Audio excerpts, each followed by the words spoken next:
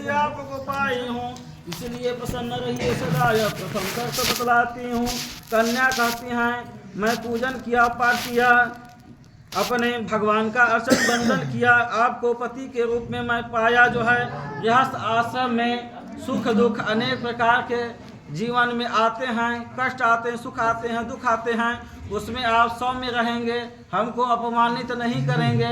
कन्या का पहला वाक्य है, मानव जीवन में सुख दुख अनेक प्रकार के आते हैं, उसमें सुख में सुखी रहेंगे, दुख में दुखी रहेंगे, लेकिन दुख होने के कारण हम ही को नहीं आप जो है वो करने लगेंगे, अपमानित करने लगेंगे, लपेटने वही बात।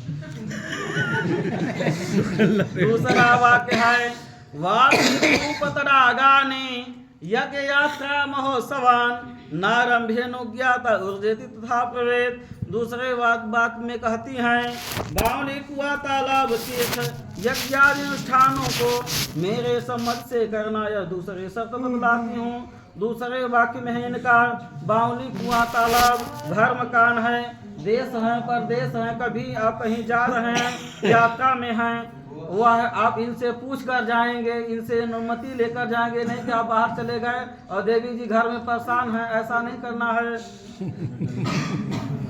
तीसरा वाक्य कन्या का है, व्रतोद्या। तीसरा वाक्य है, व्रतोदानानि स्त्रीणाम भावा स्वभावजा कृतभंग्यो न देयम कार्य तथा व्रजेता। तीसरे वाक्य में है, व्रतदान आदि शुभ कार्यों में मेरे पति देव साधक होंगे। तीसरी शर्त बतलाती हूँ, आप नहीं बाधक होंगे। माताएं जो है पूजा अधिक करती हैं, पाठ अधिक करती हैं, कहीं बाबा का दर्शन करना हुआ, बाबा विश्वनाथ या बिंदवा या कहीं भी देशाटन पे जाना चाहें, कहीं भी तीर्थ यज्ञ करें, अनुष्ठान करें, पूजन पाठ करें, तीज व्रत आदि कुछ अधिक करती हैं। पुरुष लोग तो चले जाते हैं नौकरी आदि में, अपने काम वाम में, लेकिन माताएं अधिक, देवियां, लड़कियां, कन्याएं अधिक करती हैं, उसमें आप इनका सहयोग करेंगे। ये नहीं कि पूजा पाठ कुछ नहीं करना है, चलो अब तुम ऐसा नहीं करना है। तीसरा वाक्य है, चौथे वाक्य में कहती हैं, स्वकर्मणाजितम वित्तम पशुधान्यम धनागमेता सर्वं निवेद मह्यम चत्वारि तथा व्रजेता। चौथे वाक्य में है, चौथी शर्त है, भगवान जो कुछ धन कमाएंगे उसको मुझे देंगे, कष्ट नहीं उठाएंगे। चौथे वाक्य में है, जो आप धन कमाते रहे, पहले चाहे किसी को देते रहे, दोस्त मित्र नाथ बंधु रात रिश्तेदार, उसको अब मुझे देंगे। आपकी अर्धांगिनी बन रही हूँ, आपकी पत्नी बन रही हूँ, तो आप कष्ट नहीं उठाएंगे। आपसे मांगूंगी तो आप मना नहीं करेंगे।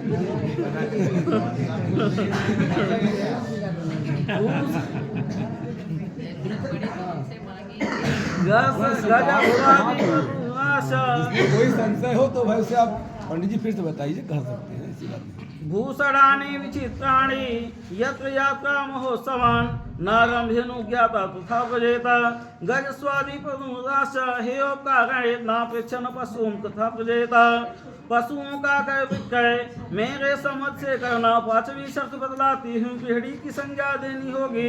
पांचवे में है, जो धन है, घर है, मकान है, वाहन है, पशु है, पक्षी हैं, इस प्रकार से उसको आप अपने धर्मपत्नी से बिना पूछे नहीं बेचेंगे। इन्हें कि बढ़िया मकान बना है, बढ़िया भैंस है, बढ़िया गाय है, उसको हटा दिए और जगह जमीन हटा दिए, जगह जमीन हटा दिए, ऐसा नहीं करना है। जो कुछ भी जगह जमीन है, घर मकान है या कुछ भी है, अपने धर्मपत्नी जी से पूछ कर ही करेंगे। भूषणानि विचित्राणि फायदा रहता है लिखाने कथा वाक्य है देवी का। भूषणानि विचित्राणि यज्ञयात्रां भूषणानि विचित्राणि रत्नधातु मयानि च दध्यात् प्रतिगृह्णं खड्वाकृता वपि संव्रजेता। छठवां शर्त है, भगवान जो कुछ यह चढ़ा आभूषण है उसको नहीं उतारेंगे, बहुत बड़ा कष्टकर है। छठा वाक्य है, जो सोने चांदी के आभूषण ले आए, सबके सामने जो दे दिए सो दे दिए, हमेशा के लिए दे दिए। ये नहीं कि सबके सामने ले आए अच्छे अच्छे स्वर्ण चांदी के आभूषण दे दिए और घर में कह दिए कि अरे देवी क्या करें। ऐसा नहीं करना है, इसको बढ़ाते क्रम में रहना है, इसको घटाना नहीं है, इसको उतारना नहीं है। सातवां वाक्य है, गीतवाक्येत मांगल्यम पदुनाशके हता अनाहुतम गमिष्यामि तथा प्रतिपालयेत्। 7वां वाक्य है देवी का, वधु बांधवों के घर मांगलिक उत्सव पढ़ेंगे, बिना बुलाए चली जाऊंगी, हस्तक्षेप नहीं करेंगे। इनके वधु बांधवों के घर जहाँ इनका जन्म है, वधु बांधव के घर जो है कोई भी कार्यक्रम पढ़ेंगे, शादी विवाह इत्यादि जो है पूजन पाठ आज कुछ भी कार्य पढ़ेंगे तो यह चली आएंगी, आप इनके साथ आएंगे। इनका अपमान नहीं करेंगे, तुमको नहीं जाना है, चलो घर में रहो, ऐसा नहीं करना है। इस प्रकार से कन्या के 7 वाक्य हो गए और वर के 5 वाक्य होंगे। अच्छा, अभी सभी लोगों ने जो है कन्या के 7 वचनों को सुना। कन्या ने अपनी, देखिए कन्या और वर में बातों में कन्या निवेदन कर रही है ना। कहने का जो भाव है वो अपने पति से हर भाव में निवेदन करती है, प्रार्थना करती है कि अधिकार मुझे आपसे चाहिए, क्योंकि मैं आपके यहाँ अपने घर बार माता पिता सबको छोड़ के जाए। ठीक है, यदि आपने मुझे अपने आधे भाग अर्धांगिनी का अधिकार नहीं दिया तो फिर इस विवाह का क्या अर्थ है। धन हो, रुपया हो, पैसा हो, चाहे जो भी हो, इसका कोई महत्व होता नहीं है। पति है तो सब है और पति नहीं तो कुछ नहीं। धन रुपया पैसा जो है, या माता सीता जी कभी राजकुमारी थी और कभी वन में चली जाती हैं, पर धन को महत्व नहीं देती, अपने पति के भाव को महत्व देती हैं। भूषणानि विचित्राणि धातु बयानि च, जो सोना चांदी के विषय में कहा जाता है उसका तात्पर्य यह है कि आज जैसे समाज में आपने मुझे लक्ष्मी समझा, वैसे हमेशा समझिएगा, अपने पत्नी पे मान में कभी कमी मत करिएगा। घर में 1 हो, 2 हो, ज़्यादा हो, कम हो, यह चलते हैं, लेकिन अपने पत्नी का कभी अनादर करना नहीं चाहिए, यह भाव है। अच्छा, 5 हम भी बता देते हैं, ध्यान से सुनिए भाई। स्त्रियों को तो अच्छा लगा, कुछ पुरुष वर्ग भी आनंदित होने।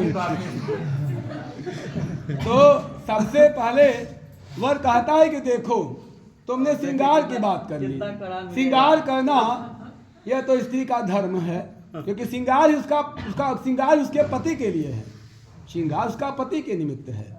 कहता है कि देखो केड़ा शरीर संस्कार समाजो सव दर्शनम हासम परगेयानम तजेत प्रोषित भद्रिका। जब पति साथ में हो तो पत्नी का हंसी मजाक करना सब कुछ जो है उचित माना जाता है। जैसे इस मंडप में हैं तो पति पत्नी सभी साथ में हैं, सभी आनंदित हैं, बहन बेटियां जो है गाना बजाना सब कुछ होता है, सभी प्रसन्न हैं। लेकिन कोई इस बात के लिए किसी को दोष देता नहीं है। क्यों? क्योंकि पति ने अधिकार दिया है कि जब मैं तुम्हारे साथ में रहूं तब हंसी मजाक करो, चोटी गूथो, बाल बनाओ, सब कुछ करो। लेकिन जब पति परदेश में हो तो पत्नी को भी मर्यादा का ध्यान देना चाहिए। पति अगर परदेश में हो, कहीं बाहर गया हो, तो ऐसा नहीं कि पत्नी मर्यादा भूल जाए। पत्नी को अपने पति की मर्यादा के अनुसार ही आचरण करना चाहिए। यही पत्नी व्रत है। अपने पति की मर्यादा पे कभी आँच न आए, इस बात का हमेशा ध्यान देना चाहिए। अगर देखिए, अब हम आपको बता देते हैं, पहले समय में भाई, आज तो समय चल रहा है, वही बहन जब अपने घर पे चली जाती है, विवाह हो जाता है, लेकिन जब मायके आती है तो श्रृंगार को ऐसे भाव से रखती है कि किसी भी भाई का भतीजे किसी को अटपटा न लगे, इस बात का ध्यान देती है। वही जब ससुराल में रहती है तो पूरे 16 श्रृंगार करती है, जिसका अधिकार है। कहने का भाव, आप कहीं भी रहिए पर अपनी पति की मर्यादा के विपरीत आचरण न करिए। यह पति का पहला आदेश है आपको, इस बात को स्वीकार करिए। अब जो है दूसरा वचन कहता है कि देखो, विवाह के लिए किसी भी कागज और कलम की आवश्यकता नहीं होती। भाई हम वर पक्ष के हैं तो वर पक्ष की बात करेंगे। तो किसी कागज या पत्र की आवश्यकता नहीं होती। यह जो विवाह है सनातन धर्म का, इसके लिए साक्षी कहते हैं, साक्षी माना जाता है। आप सभी आए हैं यहाँ, महानुभाव, सबका महत्व है। कहते हैं विष्णु वैश्यवा नर साक्षी ज्ञाति बांधवा, पंचमधुवमालोक्यम स साक्षित्व ममागत, कि देखो यह जो कलश रूपी भगवान विष्णु बैठे हैं, तुम इनका सम्मान करो। जिस अग्नि पर मैंने हवन किया, इस अग्नि का सम्मान करो। जो ब्राह्मण विवाह करा रहे हैं, का इनका सम्मान करो। और जो मेरे भाई बंधु आए हुए हैं, भाई वर की तरफ से उनके चाचा, बड़े पिताजी, मामा, भाई बंधु सभी आते हैं ना, आते हैं। बात समझिए, अब तो बहनें बेटियां भी सबको आती हैं। तो ध्यान से सुनिए, पहले मंडप में क्या होता था कि देखिए, हम ब्राह्मणों को तो दक्षिणा मिलती है, वर को वधू मिली, समधी जी को सारी चीज़ें तो मिली ही, मड़वा जब तक नहीं हिलाएंगे तब तक मिलता रहेगा, है ना। लेकिन भाई बंधुओं को क्या मिलता है जानती हैं? अभी जो नहीं मिल पा रहा है इधर से, आप लोग पा लीजिए। भाई बंधु को देखिए, अच्छी सुंदर सुंदर गाड़ी मिलती है ना। तो ये गाड़ी का भी बड़ा महत्व है कि नहीं? फिर भी कहते हैं कि गाड़ी भी पाते हैं, महाराज जी गाड़ी पाते भी हैं, गाड़ी गवाही देते भी हैं, लेकिन बड़े आनंदित होकर लेते हैं, क्योंकि जो आपके हास्य व्यंग हैं ये इसी के लिए आते हैं। सोचिए, ऐसा संसार में कौन सा देवता है जो गाड़ी भी सुने और पैसा भी दे? तो आप ऐसे देवता हैं, ऐसे देवता कहीं मिलने वाले हैं नहीं, इस मंडप में मिलेंगे आपको। तो कहता है वर कि देखो जो मेरे चौथे भाई बंधु हैं, और ध्रुव तारा था उधर देख लीजिएगा, यह मेरे विवाह के साक्षी हैं, और इनका सम्मान करो। अतः मेरे वाम अंग में आओ, क्योंकि जो अग्नि है, अग्नि से कोई मुक्त नहीं हो सकता। कहे कलश, गृहस्थी से कोई जंजाल से मुक्त हो सकता नहीं है। कहे ब्राह्मण देवता देवतुल्य हैं, इनका सम्मान साक्षात भगवान विष्णु का स्वरूप माने जाते हैं, और हमारे भाई बंधु हैं, कहते हैं इनका सम्मान करो। अब तक मेरे वाम अंग में आओ, यह आदेश है, दूसरा वचन है। तीसरा वचन कहता है कि ध्यान से सुनिए, आपको मैंने जो कन्याधिकार मांगती है कि गजास्वादी पशुना चाहे उपादेय कारणम, यह अधिकार मांगने का कर्तव्य क्या है कि गृहस्थी यदि आप उसके हाथ में नहीं देते हैं, जो भी भोजन की व्यवस्था है पूरा गृह मंत्रालय स्त्री के हाथ में होता है। अगर आप नहीं देंगे तो वह व्यवस्था कैसे चलाएगी? कोई मेहमान आ गए, नाथित कोई भी आ गए तो व्यवस्था कैसे चलाएगी? इसलिए स्त्री को पूरा अधिकार दिया जाता है। लेकिन फिर भी वर कहता है कि देखो, त्वम चित्ते मम चित्ते वाचा वाचम न लोपयेत। पत्नी का स्वभाव कैसा होना चाहिए? अपने पति के अनुरूप होना चाहिए। पत्नी को कभी भी अपने पति के बात का प्रत्युत्तर देना नहीं चाहिए। अगर पति कभी शून्य हो जाए, गुस्सा भी हो जाए, तो पत्नी का कर्तव्य है कि वह चंद्रमा के समान शीतल हो जाए। जैसे आप माताएं लोग रहती हैं, आज वाली से थोड़ा भय है, नहीं पहले वाली तो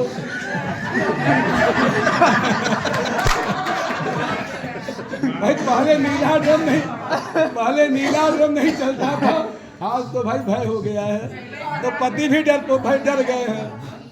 तो सुनिए, ध्यान से सुनिए, वर कहता है कि देखो, प्रार्थना तो भाई आदेश तो है, लेकिन प्रार्थना ही समझो कि मेरे चित्त के अनुकूल चित्त रखो। अरे ना मंत्री यहाँ बैठ पाई, नहीं सुरक्षित हैं भाई, तभी तो बैठे हैं। नहीं, मुझे सुनिए, मेरी बात खोल के समझिए। अगर पति कभी गुस्सा हो जाए, देखिए पति को समाज में रहना होता है ना, देश परदेश, आमदनी के विषय में, व्यापार के विषय में नाना प्रकार की समस्याएं आती हैं। तो पति अगर हो सकता है कि बाहर से कभी आए और किसी कारणवश थोड़ा सा मान लीजिए यदि उसकी भाषा में या व्यवहार में थोड़ी सी अगर कहीं से कमी आ जाती है, तो आप भी उस कमी को तत्काल उस भाव से मत देखिए कि आते ही उसे सुनाइए ना, पहले उसे शांति तो होने दीजिए, उस भाव को समझिए, उसके बाद अपनी बातों को कहिए। क्योंकि कभी कभार कहते हैं कि सहसा विदधित न क्रियाम अविवेक, जल्दबाजी में यदि आपने कोई बात कह दिया, वह निर्णय कभी कभार क्या होता है, अनिष्टकारी हो जाता है। अपनी बात को रखिए, अच्छे से रखिए, भाव से रखिए। आप तो साक्षात माता लक्ष्मी का स्वरूप हैं, आपके पास कहते हैं सारे ज्ञान का भंडार है। 4 वेद हैं पति के पास, 5वां वेद आपके पास है। इसका ध्यान रखिए। पति से किसी भी प्रकार का वाद विवाद मत करिए। और अपने वैवाहिक जीवन को सुखमय बनाने के लिए सबसे अच्छा कर्तव्य है कि अगर कोई बात आप दोनों में होती भी है, इस बात का पता संसार में माता पिता किसी को बताना नहीं चाहिए। सुबह तक शाम तक सब नॉर्मल हो जाना चाहिए। इस बात को हमेशा ध्यान देना चाहिए, किसी बात को गांठ नहीं बांध लेना चाहिए। नहीं, दोनों हैं, नहीं फिर भी क्या है, देखिए अभी आपने शिला पे पैर रखा, नहीं सुनिए, ठीक है, यदि आपने अभी शिला पे पैर रखा ना, एक पत्थर लोहे पे आपने पैर रखा, ठीक है, हम कहते हैं कि माता पृथ्वी जो है, ठीक है, इतना अपराध हम करते हैं, हमके पुत्र हैं ना, हम पुत्र हैं माता पृथ्वी के, फिर भी हमारे अपराधों को सहन करती हैं। जितना माताएं सह लेती हैं, जो स्त्रियां सह लेती हैं, उतना संसार में कोई सहने की क्षमता नहीं रहता। निचोड़ यही है कि स्त्रियों को सहना चाहिए, नहीं, बात मैंने सहने की नहीं कहा, मैंने आपको पहले बताया, सुनिए पहले, नहीं सुनिए, देखिए सबसे बड़ी बात क्या है कि पुरुष जो है, पुरुष क्या है, पुरुष आवेगी हो सकता है, लेकिन स्त्री को तो बहुत सहना पड़ता है। आप 9 माह तक बच्चे जो पेट में आपके हैं उनकी लात को सह लेती हैं, बाहर निकलने पर उनके शौच सारी क्रियाओं को सह लेती हैं। यही करके तो छुड़वा दिया जाता है। नहीं, आपने ठीक कहा, मैंने नहीं पहले सुनिए, लेकिन प्रधानता तो आपकी है। पुत्र अपने पिता के ऋण से मुक्त हो जाता है एक संतति के पश्चात, लेकिन माता के ऋण से कोई आज तक मुक्त हुआ हो तो कहिए, ऐसा कोई एक बताइए अपनी माता के ऋण से मुक्त हुआ हो, कोई नहीं हो सकता, कोई ही नहीं सकता। तो आप तो महान है, आपकी मैं महिमा जितना भी कहूँगा वो कम है, इसलिए आपकी महानता पे 2, 4, 10 नहीं 1000 वचन भी लिख दिए जाएं तो आपकी महानता व्यक्त कर सकते नहीं। आप अपनी महानता को और बनाए रखिए। आप ही लोग हैं जो सनातन की रक्षक हैं। यदि आप न होती, आप अपने पति के लिए जौहर का व्रत रखती हैं, अग्नि में जलना स्वीकार करती हैं, लेकिन पराये पुरुष को देखना भी स्वीकार करती नहीं। यह हमारी भारतीय परंपरा की बहुत सुंदर वह है। और आपकी बराबरी तो कहते हैं संसार में कोई भी कर सकता नहीं। इस महानता को आप और भी बनाइए। सहने की बात नहीं होती, समझदारी की बात होती है। हमने ये कहा कि तुम्हारा मेरा चित्त एक हो। मेरे कहने के पहले तुम मेरे भाव को जानो। यदि तुम्हें कहीं जाना हो, जैसे आपने कहा कि मैं मायके जाऊंगी, हो सकता है कि पति के पास वो बैलेंस ना हो, या हो सकता है घर में ऐसी कोई वस्तुएं ऐसी चीज समस्या हो, तो वही करो जो तुम्हारे मेरे हिसाब से हो। ऐसा ना हो कि मैं अपने मन का चलूं, तुम अपने मन का चलो, ऐसा ना हो। तुम हम एक दूसरे को समझें बूझें। गृहस्थी बिना एक दूसरे को समझे नहीं चल सकती। जैसे अभी ये गांठ बांधी जाएगी, इस गांठ को बांधने में पैसा रुपया सब रहता है, लेकिन न उसके स्त्री अधिकार करती है न तो पुरुष करता है। पुरुष जो है धन पे कभी अधिकार नहीं करता, सारा धन जो है स्त्री के पास रख देता है। और स्त्री भी धन को लेकर कभी झगड़ती नहीं है कि अब बर्तन मेरा है, ये चाय वाला मेरा, ऐसा कुछ नहीं। बनेगा तो सबका दोनों का एक भाव बराबर होता है। इसकी बड़ी व्याख्या बहुत अपरंपार है महाराज जी, जितना कहा जाएगा। तो तम चित्ते मम चित्ते, फिर भी स्त्री को यह कहा जाता है कि आप प्रयास ऐसा करें। क्यों? क्योंकि अगर सूर्य गर्म हो गए, चंद्रमा शीतल हो जाएंगे, तभी यह पृथ्वी रह पाएगी। और दोनों गर्म हो गए तो संसार को फिर संभालना मुश्किल हो जाएगा। ये महाराज, माता गौरी भी जब कुपित हो जाती है तो भगवान शंकर जी भी कहते हैं भैया अब तो हम पैर रख दो, ठीक है, लेकिन क्रोध मत करो। आपका क्रोध अनिष्टकारी हो जाता है। इसलिए वह कहता है कि तुम्हारा और मेरा चित्त एक हो। अच्छा, अब चौथा वचन देखिए, वह कहता है कि तुमने कहा कि अब जो भी कमाते हैं वह मेरे हाथ पे रखिए, ठीक है। मैं जो भी कमाता हूँ तो मेरे माता हैं, पिता हैं, भाई हैं, बंधु हैं, सगे हैं, संबंधी है, बहन है, बेटियां हैं, मैं सबसे जुड़ा हूँ। और तुम्हारे आने के पहले मेरे पिता केवल पिता थे, लेकिन आज से स्वसुर मतलब देवता बने, पिता तुल्य भी हैं, देवता भी तुम्हारे लिए।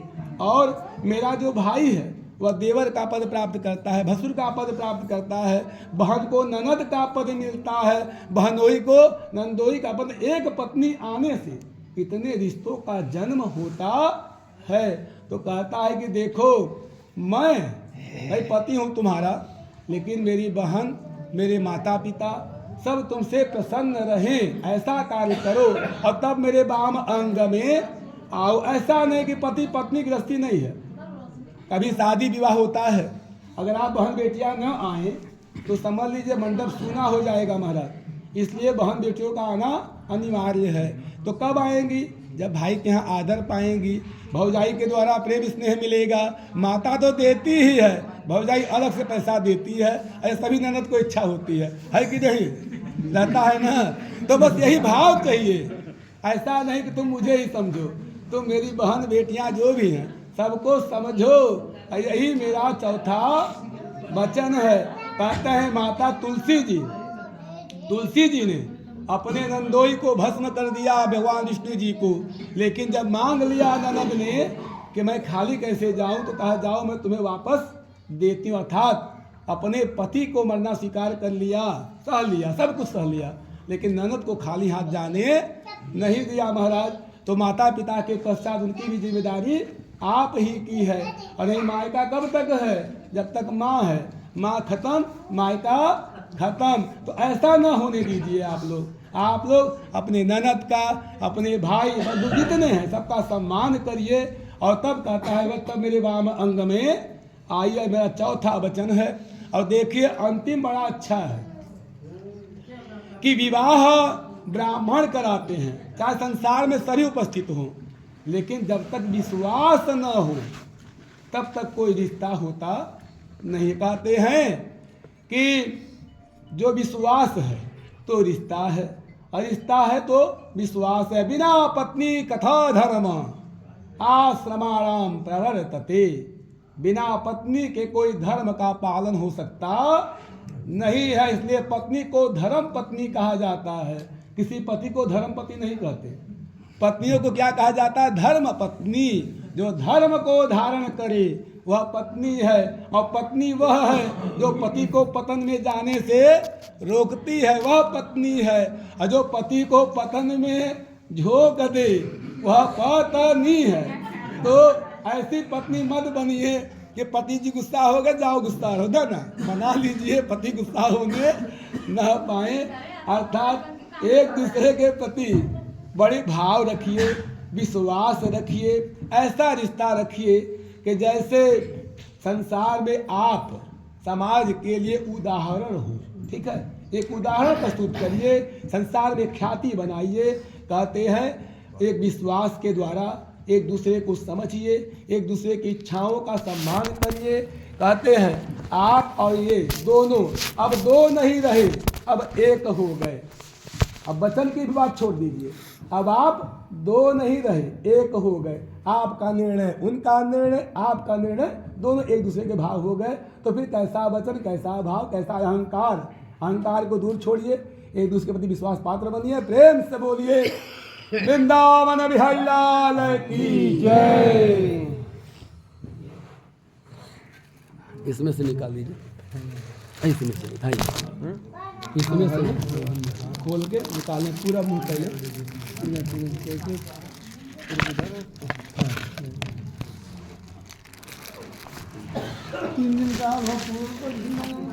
गमछा ओढ़ा भैया, गमछा नहीं का? अरे वैसे नहीं, पूरा ढक दीजिए, पूरा ढक दीजिए, पूरा ढकाया था भैया। ये आपके भाई हैं? मम्मा जी हैं वहाँ? अरे वाह। ए भाई, आप लोग को मंडप में एक ऐसी दुल्हन देखना हो तो देख लीजिए, ये भी सोच लीजिए, इनकी मुंह दिखाई कौन देगा? अहो महाराज जी, मुंह दिखाई में क्या चाहिए बता दीजिए भाई। ढक के रखिए, कोई देख न ले। दे दूसरा दोना दे महाराज, दो दोना में निकले ढका। सिंदूर बहुत वो है ना, सिंदूर बहुत आड़ की चीज है। सिंदूर ऐसा प्रभाव है, कोई देख के नहीं, अरे लोग आड़ करके निकाला जाता है। सिंदूर बड़े कहते हैं, सारे विवाह का भाव तो सिंदूर पे है। नहीं है, लेकिन जानते करते हैं। अब ऐसे सुनिए, आपने जैसे अच्छा कहा और भी अच्छा हम लोगों ने कह लिया, आपकी कृपा दृष्टि हो गई तो हम लोग को और भी कहने का अवसर मिल गया कि नहीं।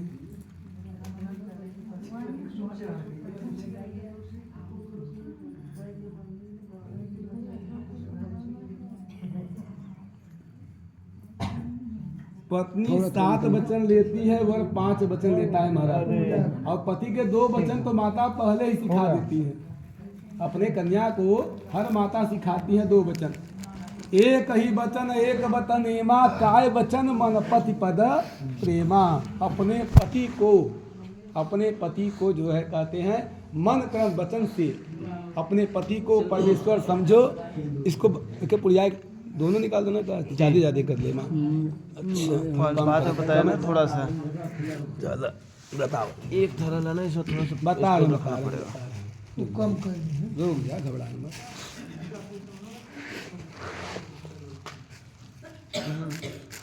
उसमें है अभी उसको रख। ये किसी में भर देंगे ना, क्या मतलब उतना ज़्यादा क्या करेंगे। चौथी को छूटा सिंधु रखे सावन सप्तमी। पहला वचन कहती है माता कि अपने पति को परमेश्वर समझो, मन कर्म से उनकी भावना में रहो। और दूसरा कहती है कि सास ससुर सेवा नित करहीं, जो अपने सास ससुर की सेवा भाव में रहती है। अपने माता पिता को तो माता पिता मानती ही है, अपने सास ससुर को जो है देवता तुल्य माता पिता मानती है। कहते हैं स्त्री का सबसे बड़ा धर्म यही है। और सभी देवताओं की पूजा करे कम करे चाहे जो भी करे, अगर अपने माता पिता अपने ससुर का सम्मान करती है तो उससे बड़ी पतिव्रता, उससे बड़ी साध्वी, उससे बड़ी जो है धर्मात्मा कोई है नहीं।